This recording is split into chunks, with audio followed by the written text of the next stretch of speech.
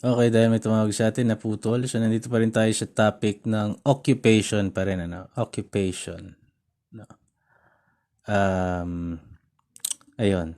If the movable cannot be kept, under Article 719, if the movable cannot be kept without deterioration or without expenses which considerably diminish its value, it shall be sold at public auction 8 days after the publication.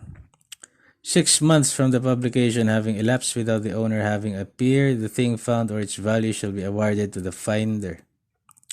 The finder and the owner shall be obliged, as the case may be, to reimburse the expenses. Article 720, if the owner should appear in time, he shall be obliged to pay as a reward to the finder 1/10 of the sum or of the price of the thing found. So 1/10 pala yung nakalagay sa Article 720 ng ating Civil Code. So yan ang unang mode of acquiring ownership na binabasa natin, yung occupation. Ngayon magtutungo naman tayo sa second mode, which is yung donation. Ano na ulit yung tatlong mode na yun? Occupation, donation, and prescription. Those are the modes of acquiring ownership. Okay, magtungo tayo Article 725, concept of donation. Ano ba yung requisites? Requisites of donation. So, number 1, the donor must have the capacity to make the donation of a thing or right. Number 2, he must have the donative intent or intent to make the donation out of liberality to benefit the donee. Number 3, there must be delivery, whether actual or constructive, of the thing or right donated. And number 4, the donee must accept or consent to the donation. Yan. Under Article 727, illegal or impossible conditions. When condition is not deemed imposed, the rule on testamentary disposition is followed. Ayan, when condition is not deemed imposed, the rule on testamentary disposition is followed. The donation is considered simple. Okay. Ano ba yung simple donation? Is one, the cause of which is pure liberality. Ibig sabihin ng liberality, no strings attached. A remuneratory donation, ayan. A remuneratory donation is one where the donee gives something to reward past or future services or because of future charges or burdens. May period ba to?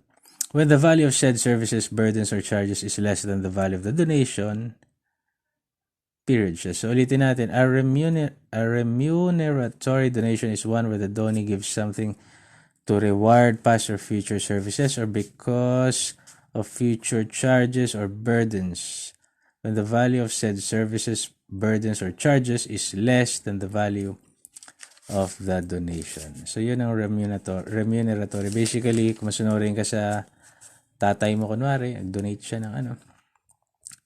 And meron din naman onerous donation. Ito yung is one which is subject to burdens, charges, or future services equal or more in value than that of the thing donated. So under Article 733, onerous donations shall be governed by the rules on contracts. So meron tayong simple donation, no strings attached. Ayan, cause of which is pure liberality. Remuneratory donation, when the donee gives something to reward past or future services. And yung onerous donation, which is subject to burdens, charges, or future services. And onerous donations shall be governed by rules on contracts under the Civil Code.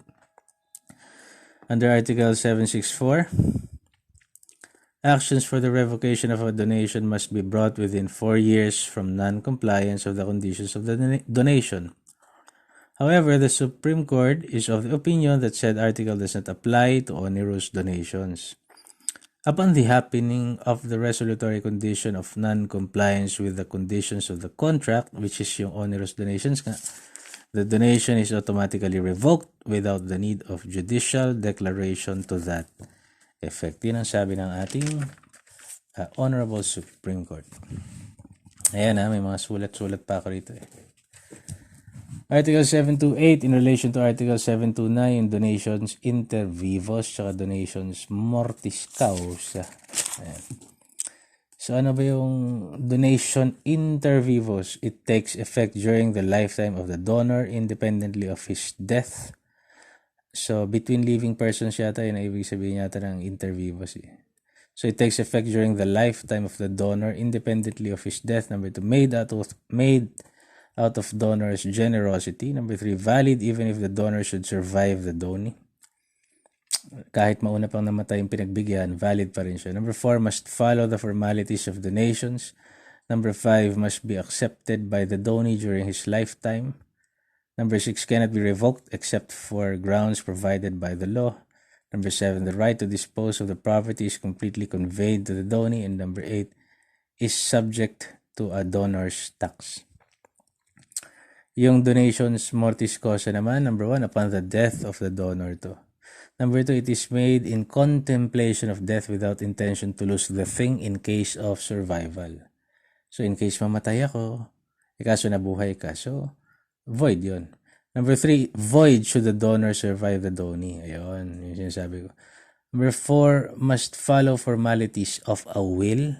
Ayun pala, pag donations mortis causa, yung formality niya dapat parang sa will. Number 5, in nature of a testamentary disposition, can only be accepted after donor's death. Number 6, revocable at any time before the donor's death. Number 7, the right is retained by the donor while he is still alive. And number 8, subject to estate tax. Donations inter vivos, ito yung common donation na alam natin yung dinonate habang nabubuhay pareho yung donor and donee. Subject to donor's tax. Donations mortis causa, which is done in contemplation of death, ay subject to estate tax. Okay, so under Article 735, yan. Article 735 of the Civil Code requires that the donor must have both the capacity to contract and the capacity to dispose of his property in order that he may make a donation. Article 736, guardians and trustees cannot donate their property entrusted to them. Siyempre, in-entrust lang sa kanila yun, hindi naman sa kanila yun Article 737, donor's capacity shall be determined as of the time of the making of the donation. Article 738, ano yung mga void donations? Void donations. Number 1, those made between persons who were guilty of adultery or concubinage at the time of the donation. Number 2, those made between persons found guilty of the same criminal offense in consideration thereof.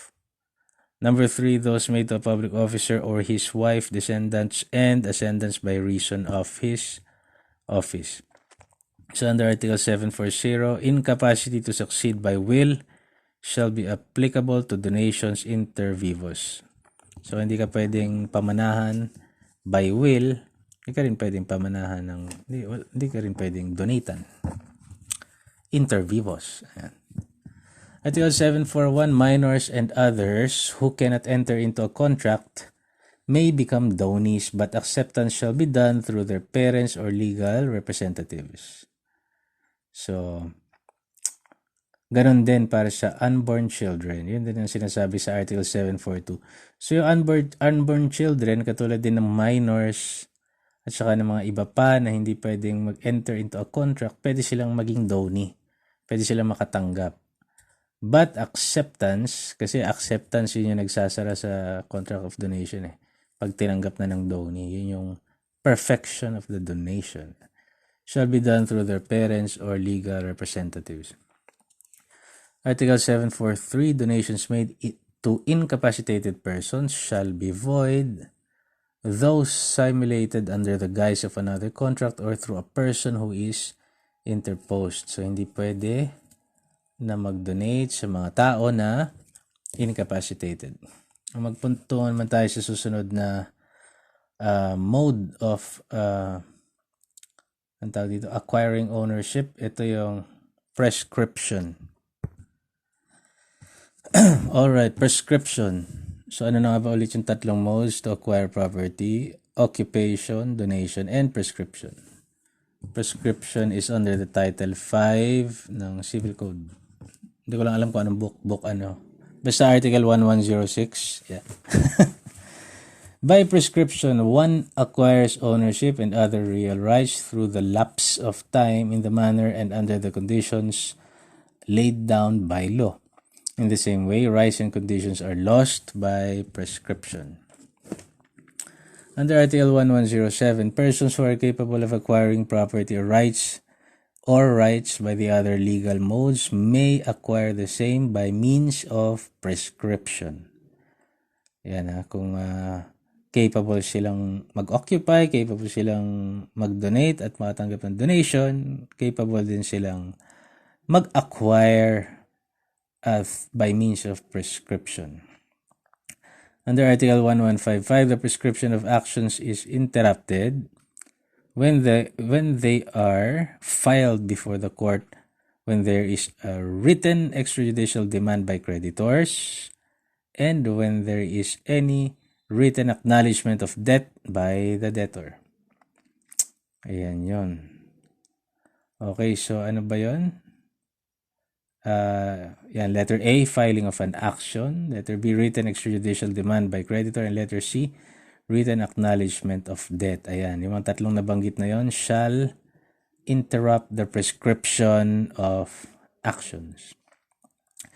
Abandonment by plaintiff leaves the parties in exactly the same position as though no action had been commenced at all. Yun yung sinabi, no? Babasa ako ng case eh. Ano naman to? Latches naman ito. Sabi rito sa case na ito, latches had already set in since they have been in continuous possession and enjoyment of the disputed land in good faith and with a just title since 1971 until 1997. Petitioners doubtlessly obtained title by ordinary acquisitive prescription. The action is barred by latches, which is defined as the failure to assert a right for an unreasonable and unexplained length or time, warranting a presumption that the party entitled to assert it has either abandoned or declined to assert it. This equitable defense is based upon grounds of public policy, which requires the discouragement of stale claims for the peace of society. Ito yung kaso ng Viuda de Rigonan versus Derecho. And so yun yung sinasabi, you slept on your rights. So your action is barred by latches. Okay, so naisingit ko lang yon, latches. Okay, ano yung kaibahan naman ng prescription at ng limitation? So as to effect, prescription extinguishes the action but not the right.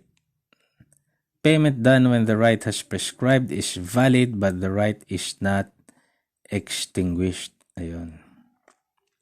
Extinguishes the action but not the right. Payment done when the right has prescribed is valid but the right is not extinguished. Ano naman yung effect ng limitation? So limitation extinguishes both the right and the action. The payment done by the debtor when the right's period of limitation has elapsed is on away. Wow, di ko alam meaning nun Pero parang wala na yun. Parang ibig niya sabihin wala na. Walang effect. Prescription as to deadline, prescription is long and is counted in years. Limitation naman as to deadline is short and medium long. Parang hotdog, medium long. Prescription, so interruption, as to the interruption, hindi ko alam paano sabihin. As to interruption, can be interrupted by sending requests. Ayun. Sabi nga dito kanina, prescription is interrupted by tatlo yan. Filing of an action, written extrajudicial demand by creditor, and written acknowledgement of debt. Yung limitation naman, cannot be interrupted. Okay. Prescription may be interrupted, limitation cannot be interrupted. Okay, so may babasahin ako dito. Prescription of actions, yung mga deadline. Ayan. So, ano ba itong mga extinguished action na to? Okay. So, ang prescription ng actions daw, ang pinaka-deadline mo, under Article 1963 of the Civil Code, the rights in rem. The rights in rem in immovable property prescribed after 30 years, notwithstanding anything to the contrary for the acquisition of the domain or the rights in rem by prescription in Articles 1957 and 1959 of the Civil Code. So, pag action in rem, in immovable property, ang prescription mo ay 30 years. Sa foreclosure naman, under Article 1964 of the Civil Code, 20 years. Under Article 1962 naman, the rights in rem of movable property prescribed in 6 years naman after the loss of its possession, unless the holder has won by less term the domain according to Article 1955 of the Civil Code, and unless the cases of loss, public sale, theft, or robbery. So, ang prescription ng rights in rem of movable property is 6 years. Okay, personal actions not subject of any prescription period. Ito yung mga actions under Article 1964 of the Civil Code and actions under Article 1966 of the Civil Code. Personal actions not subject to any prescription period, matik 5 years daw yan ang period niya. Actions of obligations established in Article 1967 of the Civil Code, 3 years ang prescription. And yung mga under Article 1968 of the Civil Code, yung action to regain or retain possession and action to demand civil responsibility due to slanders and due to the obligations derived from the fault or negligence, 1 year daw ang prescription yan.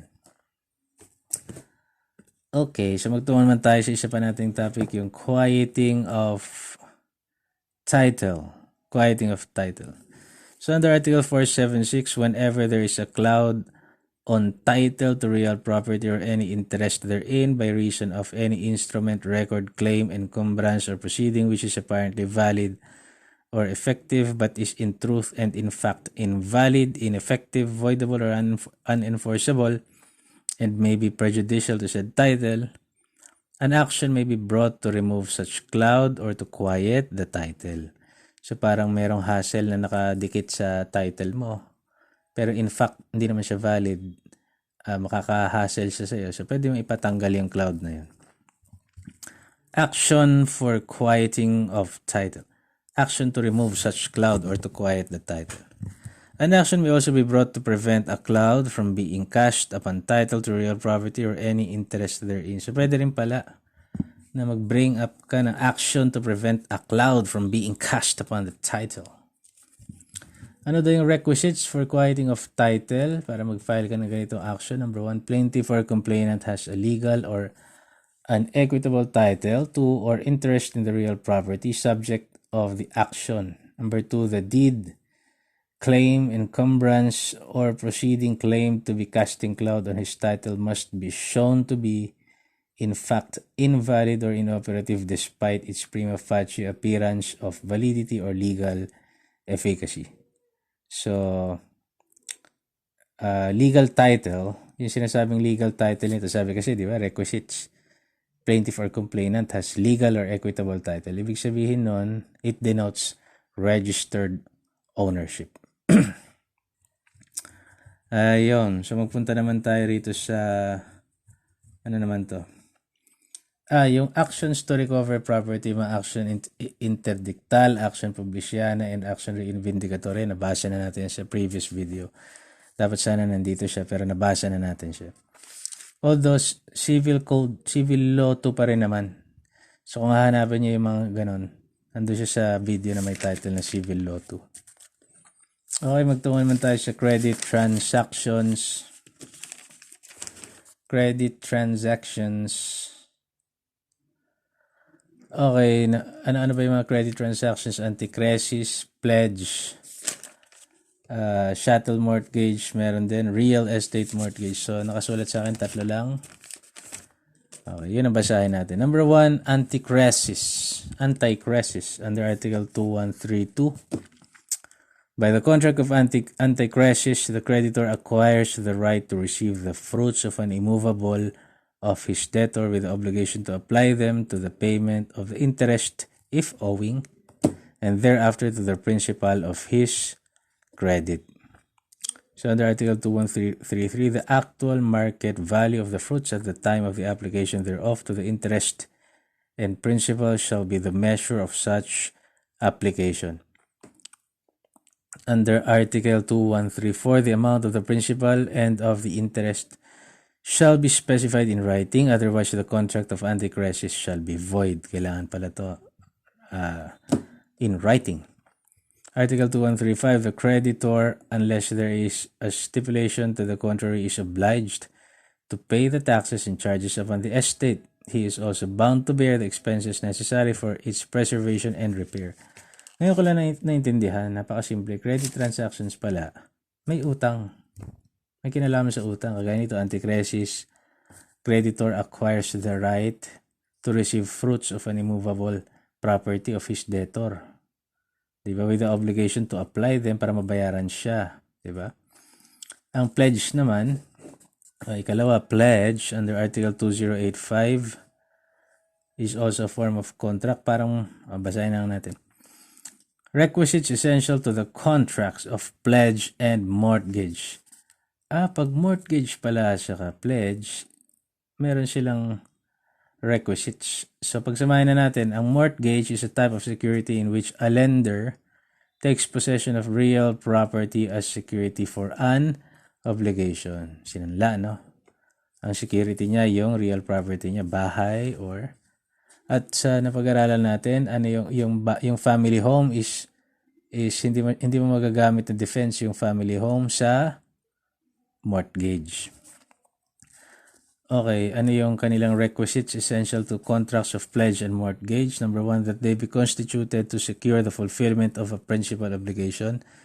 Number 2, pledger or mortgager be the absolute owner of the thing pledged or mortgaged. Number 3, that the persons constituting the pledge or mortgage have the free disposal of their property and in the absence thereof, that they be legally authorized for the purpose. So, kailangan yung collateral mo, talagang sa'yo yun. You have free disposal of your collateral. Okay.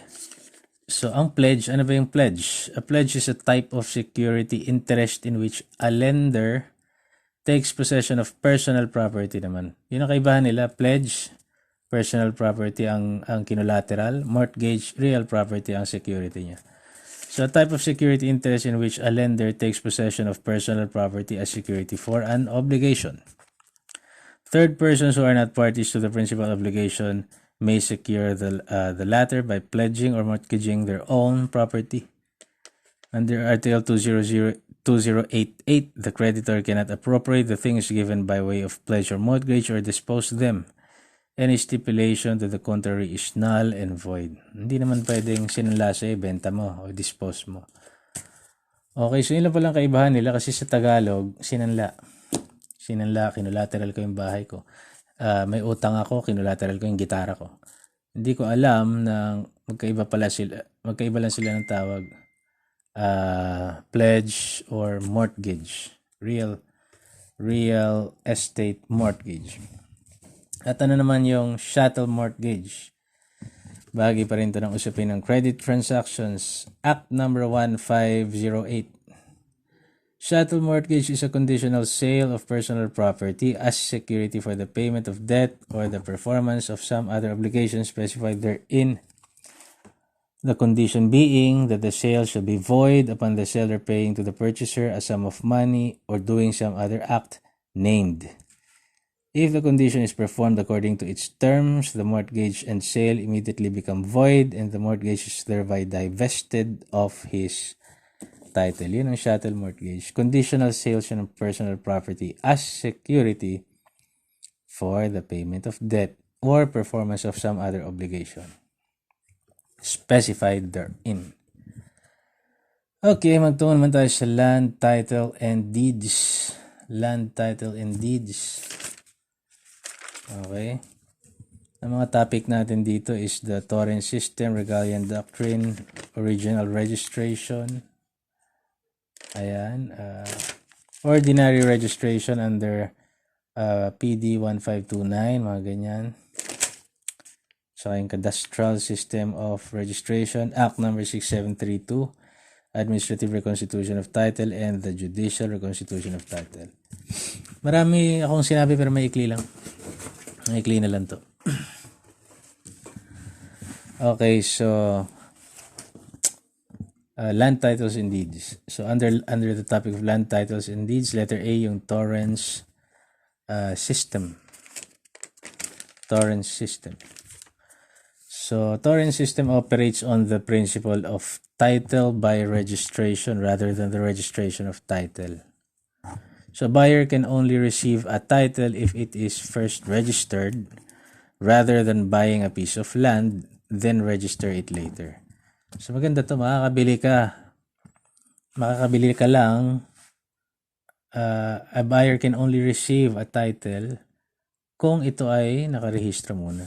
Ang four main principles ng torrent system ay yung number 1, conclusive evidence of ownership. This is called the principle of indefeasibility.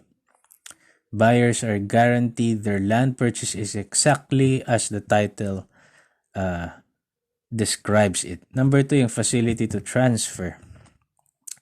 Title owners can transfer ownership to others more easily as there are several well-defined categories of ownership.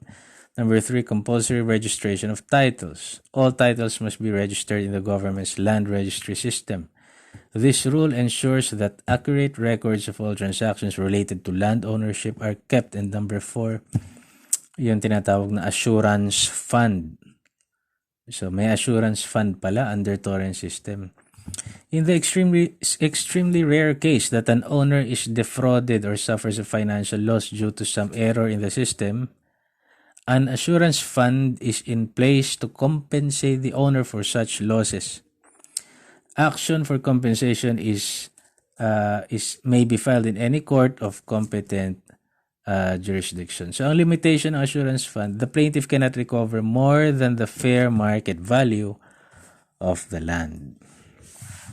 Okay, that is torrent system for you. Letter B, Regalian Doctrine naman, under land titles and deeds pa rin to. Regalian Doctrine dictates that all lands of the public domain belong to the state, that the state is the source of any asserted right to ownership of land, and charged with the conservation of such patrimony. And letter C, original registration is when an original certificate of title o yung OCT has been issued to an owner by the Register of Deeds for the first time. Yun ang original registration. Okay, magtungo naman tayo dito sa PD 1529 under ordinary registration. Okay, section 14 ng PD 1529. Who may apply? The following persons may file in the proper court of first instance an application for registration of title to land, whether personally or through their duly authorized representatives. Number 1, those who by themselves or through their predecessors in interest have been in open, continuous, exclusive, and notorious possession and occupation of alienable and disposable lands of the public domain under bona fide claim of ownership since June 12, 1945 or earlier. Number 2, those who have acquired ownership of private lands by prescription under the provision of existing laws. Number 3, those who have acquired ownership of land in any other manner provided for by law. So yung co-owners daw shall file the application jointly. Ayan. So vendi in pacto de retro may substitute to the vendor should the period for redemption expire. So pwede daw mag-substitute si vendi doon sa pacto de retro should the period of redemption expire.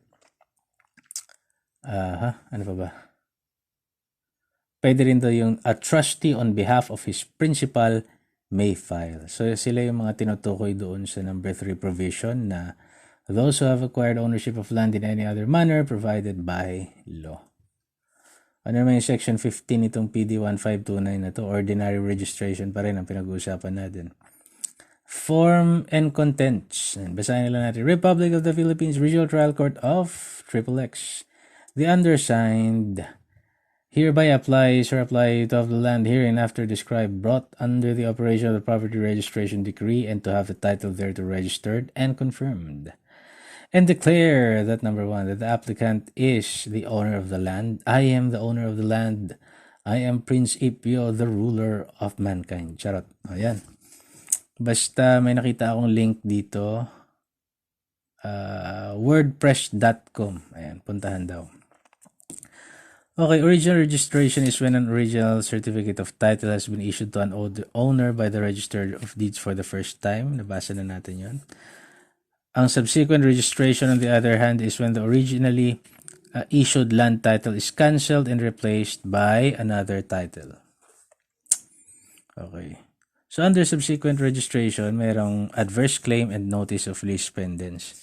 So, adverse claim is a formal statement in writing made by another claiming rights or interest in registered land which is adverse to the registered owner. Yan. And letter B, notice of lease pendens naman is a written memorandum that contains the names of the parties and the object of the action or defense and the description of the property.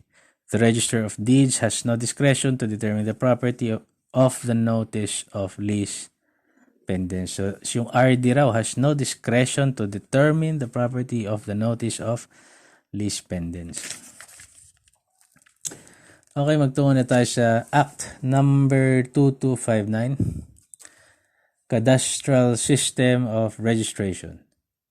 So, ang nature and purpose under this Act, pursuant to initiative on the part of the government, titles for all the land within a stated area are adjudicated whether or not the people living within the area desire to have titles issued. So, cadastral surveying and cadastral documentation are used to track and show the boundary lines of both privately owned real estate and public lands. Cadastral survey is a survey made of extensive areas covering an entire municipality or city consisting of several or many parcels of land undertaken for the purpose of title clearance and land registration. Cadastral decree is the judgment in a cadastral survey, including the rendition of the decree. Cadastral decree is a judicial act. So as the law says, the judicial decree when final is the base of the certificate of title. The issuance of the decree by the Land Registration Office is a ministerial act. Okay. Cadastral decree is a judicial act. The issuance of decree by the LR Land Registration Office is a ministerial act. So ano ba yung ministerial act? Ministerial act is one which an officer or tribunal performs in a given state of facts in a prescribed manner in obedience to the mandate of a legal authority without regard to or the existence of his own judgment upon propriety or impropriety of the act done. Okay, ministerial. Okay, magtuon man tayo sa Commonwealth Act number 141. Ito ay yung Act to amend and compile the laws relative to lands of public domain. Yun yung Commonwealth Act number 141. Punta na tayo dun sa ating last topic, yung Reconstitution of Titles. Dalawa yan, yung Administrative Reconstitution of Title under Act number 6732 and the Judicial Reconstitution of Title. Fina-file mo to sa RTC. So, Reconstitution of Titles is a court case to restore land title held by the Registry of Deeds when that title has been damaged, lost, or destroyed. When the Registry of Deeds copy of your land title is destroyed, a long process is needed to replace it. Ang hirap, no? Number 1, yung Administrative Reconstitution of Title under Act number 6732. Cases where you can reconstitute a Philippine land title without court, which is applicable in very limited situations. Ano yung mga limited situations na pwede siya? Magpapareconstitute ka ng title na hindi ka daraan sa korte. Letter A, substantial loss due to force majeure as determined by the Land Registration Authority. Letter B, 10% of the total number of certificates of titles lost or damaged in the Register of Deeds. Okay, 10% sa kanila ay na-destroy sa opisina nila. And letter C, when the number of titles lost or damaged is more than or equal to 500 pieces of titles. So, pwede yun. Pero kung ikaw lang, nasira lang yung sa'yo, nawala yung sa'yo, patay ka. Judicial reconstitution of title ka. Ito yung where you can reconstitute a Philippine land title with court, which is usually where most cases fall. Ito yung mga tipong when your register of deeds copy is lost. Kadalasan, judicial reconstitution of title. So, dyan nagtatapos ang ating civil law. Okay, so bago tayo magtapos, magbasa tayo ng isang example ng demand letter. So, lalagay muna sa tuktok yung date, August 12, 2013. Okay, Prince Ipio, number 111, Bonifacio Street, Rizal Street, Diego Silang City. So, Madam, we write in behalf of our client, ABCD Financial Services Incorporated, the matter of your non-payment of your obligation. Records disclosed that you have an outstanding obligation with our client in the amount of 1 billion pesos, inclusive of interest and surcharges. Despite repeated demands, you failed and continuously failed to pay the aforesaid amount. Accordingly, final demand is hereby made upon you to settle the amount of 1 billion pesos within 15 days from receipt of this letter. Otherwise, we will be constrained to file the necessary legal action against you to protect the interest of your client. We trust that you will give this matter your prompt and preferential attention to avoid the expense and inconvenience of litigation. Truly yours, Attorney Prince Ipio. Pero hindi, bawal yun basta, yun yung demand letter na ginagamit ng mga attorney. Pero pag hindi ka attorney, wag mo ilalagay na attorney ka, masama yun. Yun ay violation of law. Okay, nakahanap naman ako dito sa internet ng sample of complaint, no? So, ilalagay mo dito, Republic of the Philippines, tapos Judicial Region, ganyan-ganyan. Trial court ito, yung sample ng complaint. Kunwari, Prince Ipio versus Princesa de Caballo. Civil case number, chorba-chorba. So, ilalagay mo yung complaint. The plaintiff, through the undersigned counsel unto this honorable court, hereby respectfully avers that plaintiff is of legal age, Filipino, married, and a resident of Alta Tierra Village, Haro, Subic, Zambales, Philippines, while the defendant is also of legal age, married, Filipino, and resident of Barangay Dunggun, Subic, Zambales. That on February, chorba, the defendant borrowed from the plaintiff a sum of money amounting to 1 billion pesos. That the shown attached promissory note, mga ganon. Wherefore, premises considered, it is hereby respectfully prayed before the honorable court to render a decision in favor of the plaintiff and order the defendant to pay the following, yung mga relief.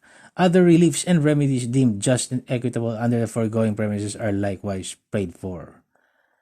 Subic, Zambales, December 6, 2013, Attorney Prince Ipio. Charot. Basta gano'n ang sample ng complaint when it comes to civil law. Okay, so may idea na tayo. So God bless you sa lahat ng mga nakikinig, nagbabasa. Kung may kukuha man sa bar dyan, huwag niyo ako kalimutan. Libre niyo ako sa bar. Libre niyo akong alak sa bar. Okay? Bar hopping tayo. Okay, God bless.